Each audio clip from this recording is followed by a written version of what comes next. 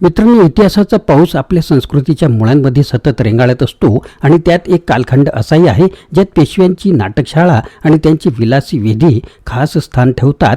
पेशवे घराण्याच्या विलासी जीवनशैलीची अनेक रोचक गोष्टी आजही काळाच्या पडद्यामागे दडलेल्या आहेत. नाटकशाळा म्हणजे काय, कुणबिनी या संज्ञाचा अर्थ काय आहे आणि या विधींची पेशव्यांच्या दरबारातली महत्त्व काय होते, आजच्या व्हिडिओमध्ये आपण डॉक्टर वर्षा शिरगावकर यांच्या पेशव्यांचे विलासी जीवन या ग्रंथाच्या तिसऱ्या प्रकरणातील पृष्ठ क्रमांक 42 ते 47 वर दिलेली माहिती वाचून घेणार आहोत, उलगडणार आहोत. ही कथा आहे पेशवेकालीन नाटकशाळांची, उपस्त्री आणि अंगवस्त्रांच्या विशेष चालींची, पदर घालण्याची विधी, न्हानवली विधी आणि या सर्वांचा पेशव्यांच्या विलासी विधींशी असलेला संबंध उलगडण्याची. यात मस्तानीपासून सवाई माधवरावापर्यंतच्या नाटकशाळांचे किस्से आणि त्यांच्या विलास खर्चाचे तपशील देखील आपल्याला कळतील. चला तर मग इतिहासाच्या या अनोख्या प्रवासाला सुरुवात करूया. पेशव्यांच्या नाटकशाळांच्या आणि त्यांच्या विलासी विधीच्या रहस्यांमध्ये डोकावूया. मित्रांनो, चॅनलवर नवीन असाल तर चॅनलला सबस्क्राईब करायला विसरू नका. सुरुवात करूया. प्रकरण तिसरे, नाटकशाळा आणि कुणबिनी. विलासाच्या अनेक अंगांमध्ये नाटकशाळा आणि गुलाम स्त्रिया राखणे यांचा अंतर्भाव आहे. या दोन्ही संज्ञा वेगवेगळ्या असल्या तरी कधीकधी कुणबिनी यांचाही नाटकशाळा म्हणून उल्लेख आलेला आहे. म्हणूनच येथे या दोन्ही संज्ञांचा एकाच प्रकरणात विचार केलेला आहे. एखाद्या स्त्रीच्या सौंदर्यावर किंवा कलागुणांवर बाळून पुरुषाने तिला आपल्या पदरी पत्नीप्रमाणे ठेवले तर ती त्याची नाटकशाळा होय. अर्थात नाटकशाळेला पत्नीचा दर्जा नव्हता. घरातील निरनिराळ्या कामांसाठी जिला ठेवले जात होते ती कुणबिन म्हणजेच गुलाम स्त्री होय. अनेक नाटकशाळांच्या स्वतःच्या अशा गुलाम स्त्रिया होत्या असे दिसते. एखादी गुलाम स्त्री आवडल्यास तिला नाटकशाळा म्हणून तुरळक उल्लेख येतो. नाटकशाळा म्हणजे काय, त्याची सविस्तर माहिती पाहूया. ऐतिहासिक कागदपत्रांवरून मिळालेल्या माहितीनुसार नाटकशाळा आणि उपस्त्री यांच्यात जवळजवळ फरक दिसत नाही. शाहूच्या आधीच्या काळातही उपस्त्री किंवा अंगवस्त्र बाळगण्याची चाल दिसते. बहुपत्निकत्वाची चाल असूनही या चालीला सामाजिक मान्यता होती असे दिसते. त्यामागची कारणे पाहून गेल्यास असे आढळते की विवाहाच्या वेळी मुलगा मुलगी वधूवर यांच्या वयात अंतर असे. मुली ऋतुमती व्हायच्या आतच विवाह उरकून टाकणे आवश्यक वाटत होते. अशा स्थितीत पुरुषाची कामवासना आपल्या पत्नीकडून विवाहानंतर लगेच शमणे कठीण होते. गर्भाधान विधी होईपर्यंत पुरुषाला वाट पाहावी लागे. या विधीला पदर घालणे असेही म्हणतात.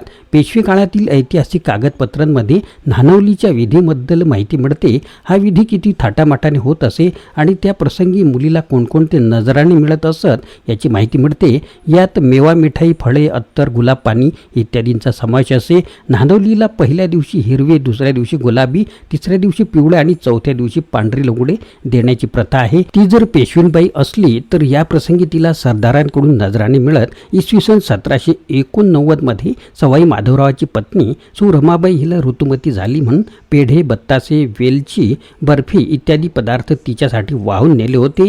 गंमत म्हणजे या प्रसंगी तिला पतीलाही आहेर करीत. पती पत्नीच्या जीवनाची खरी सुरुवात या प्रसंगात दडलेली आहे. हा त्यामागील अर्थ असावा. यावेळी सवाई माधवरावाला 10 पागोट्याची प्राप्ती झालेली दिसते. मुलीच्या दुसऱ्या ऋतूच्याही वेळी आहेर करण्याची प्रथा होती. चौथ्या दिवशी तिला सासरी आणून तिची ओटी भरत असत. त्यावेळी लुगडे, शेलारी, खण याच्या बरोबर बिछाना आणि झोळणाही असे. याच दिवशी गर्भधानाचा विधी होत असे. याही प्रसंगी पत्नीला आणि तिच्या पतीला आहेर करत.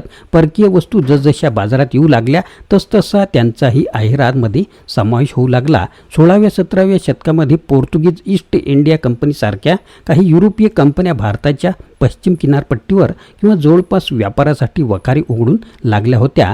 शिवाजी महाराजांच्या काळापासूनच असे अनेक उल्लेख आपल्याला येतात. पण त्यावेळी महाराष्ट्रातील माणसाला परकीय गोष्टींबद्दल आकर्षण निर्माण झाले होते असे दाखवले तरी आपल्याला मिळत नाही, याचे दाखले मिळत नाहीत. पण पुढे पेशव्यांच्या काळात घड्याळे, दुर्बिणी यांचे उल्लेख ऐतिहासिक कागदपत्रांमध्ये येतात. पेशवे आणि त्यांचे सरदार यांनी या गोष्टी खास मागविल्या होत्या असे दिसते. गर्भाधानाच्या एका प्रसंगी घड्याळ आहे म्हणून दिल्याचा उल्लेख येतो. या प्रसंगातील सण समारंभांचा भाग गाळून टाकल्यास वस्तुस्थिती दिसू शकते. शरीरशास्त्राच्या दृष्टिकोनातून पाहिल्यास ऋतुमती झाल्यावर लगेचच गर्भाधान विधी उरकणे ही गोष्ट कित्येकदा मुलीच्या बाबतीत असमाधानकारक असण्याची शक्यता होती. शरीर संबंध हा तिच्यावर लादला जाण्याची शक्यता होती. पती पत्नींमध्ये त्यामुळे कितपत शारीरिक आणि मानसिक सुसंवाद होत असावा याचा धांगपत्ता लागणे कठीण आहे. पुरुषाला जर सुख मिळत नसेल तर पुरुषप्रधान संस्कृतीमध्ये पुरुषांनी त्यातून शोधलेली हक्काची पायवाट म्हणजे रक्षा, उपस्त्री किंवा नाटकशाळा बाळगणे. रक्षा ठेवण्याची चाल मराठ्यांच्या काळात प्रथमच उद्भवली असे नव्हे, अगदी प्राचीन काळापासून ही चाल दिसते. एकंदरीत शरीरशास्त्राबद्दल समाजाचा प्रगत दृष्टिकोन नव्हता. स्त्रियांचे आजार हे तर बऱ्याच अंशी दुर्लक्षित असत. प्रत्यक्ष मराठा काळात स्त्रियांचे आजार कसे बरे केले जात असत याबाबत प्रत्यक्ष माहिती उपलब्ध नाही, पण तरीही याच कालखंडात मुघल जननखान्यातच आयुष्य कंठणाऱ्या स्त्रियांच्या स्थितीबद्दल काही परकीय प्रवाशांच्या वृत्तांतातून माहिती मिळते. निकोलाओ मनुकी हा एक इटालियन प्रवासी होता. इसवी सन 1656 ते 1666 या काळामध्ये त्याने वास्तव्य दिल्ली येथे केले. हळूहळू त्याने दिल्ली आणि आग्रा येथे वैद्यकीय व्यवसाय सुरू केला.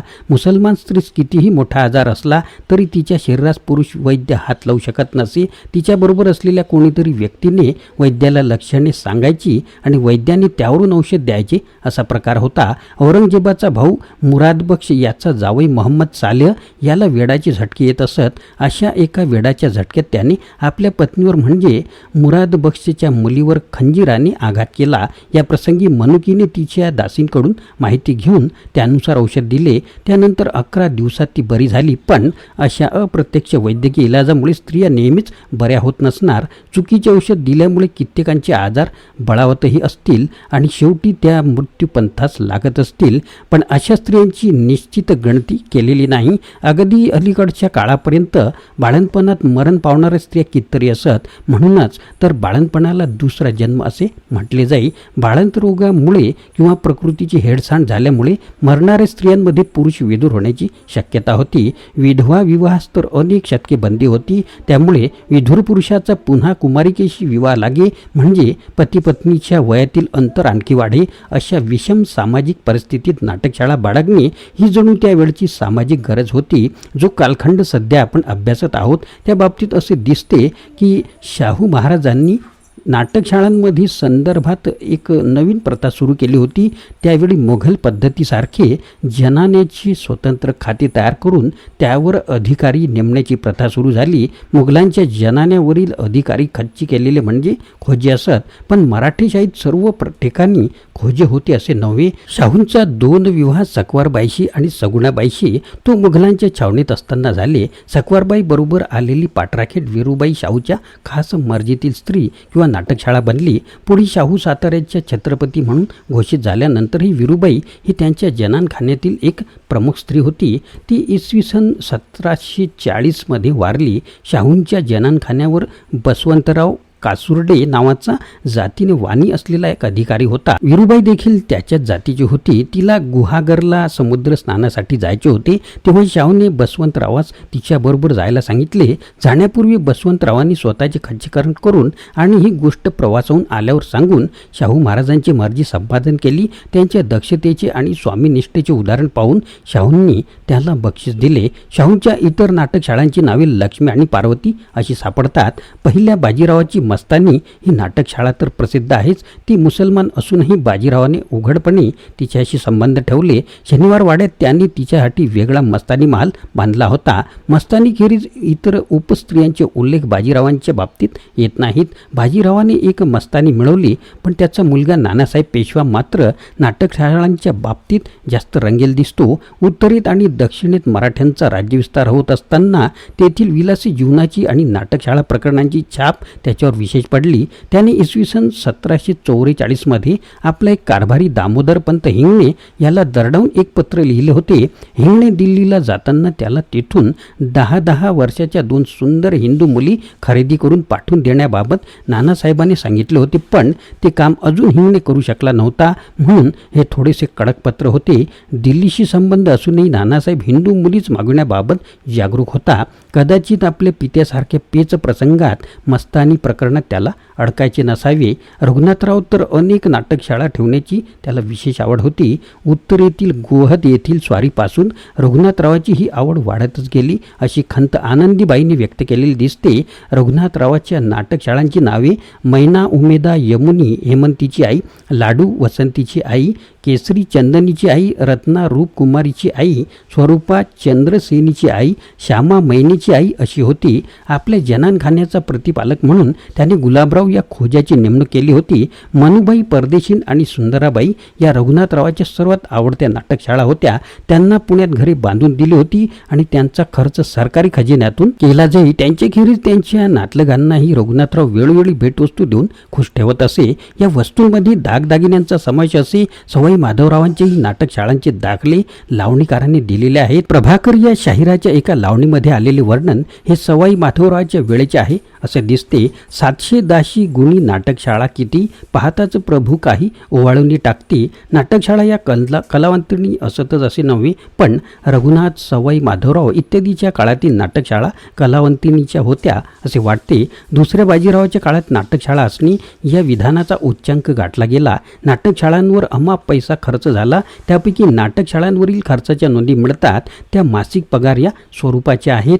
हेमंत ₹50, मैना ₹45, मैना कसबीन ₹200, लक्ष्मी परभीन ₹300. याखेरीज इतर नाटकशाळांची नावे अशी: रमा माळीन, गंगा कसबीन, कृष्णी शूद्री, भगीरथी शूद्री, आवडी शूद्री. दुसऱ्या बाजीरावाच्या खर्चाच्या नोंदीमध्येच विलास प्रकरण यासाठी खर्च अशी नोंद आहे. अनेक कुलीन स्त्रियांना दिलेल्या रकमांच्या ज्या नोंदी आहेत त्यावरून काही सरदारांच्या विवाहित स्त्रियाही बाजीरावाच्या खास मर्जीतल्या होत्या असे दिसते. उदाहरणार्थ बयाबाई दातार, सीताबाई शेंडे, मूर दीक्षित मराठे यांची स्त्री काशीबाई, उमा फडके, ताई पेठे इत्यादी. पुढे पेशवाई बरखास्त झाल्यावर बाजीरावाचा मुक्काम कानपूर जवळील विठूर येथे राहिला. तेथेही लाला परदेशी याची मुलगी राधाबाई हिच्याशी बाजीरावाच्या कट्यारीबरोबर लग्न लावल्याचा उल्लेख मिळतो. म्हणजेच तिथे त्याचीही नवीन उपस्त्री असावी.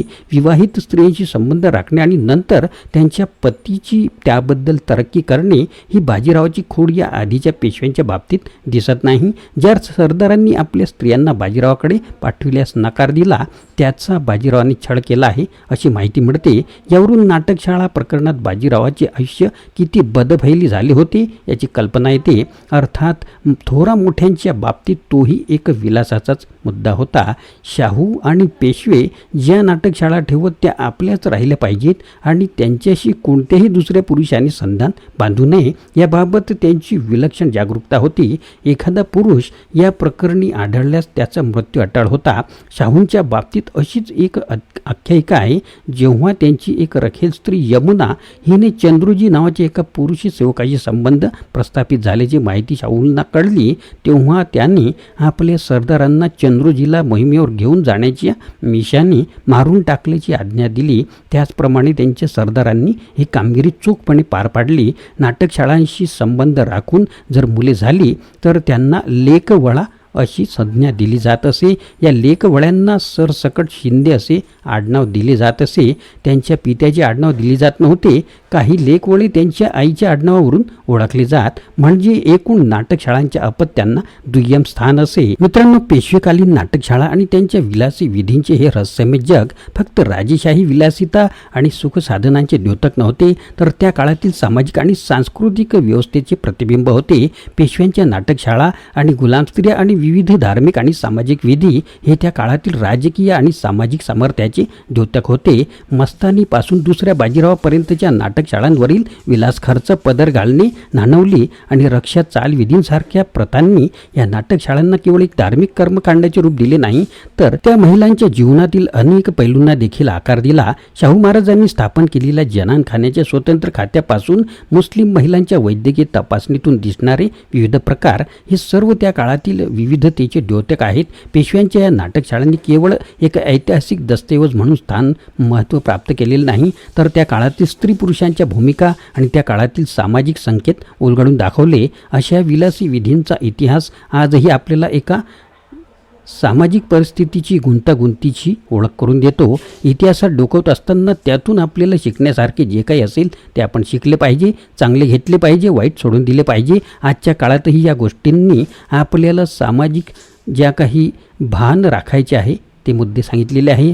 चला, या वारशाचे स्मरण करीत आपण पेशव्यांच्या नाटकशाळांच्या या प्रवासाची इथेच शेवट करूया. धन्यवाद. मित्रांनो, नवीन असाल तर चॅनलला सबस्क्राईब करायला विसरू नका. व्हिडिओ आवडल्यास लाईक करा, शेअर करा, आपल्या मित्रांना फॉरवर्ड करा.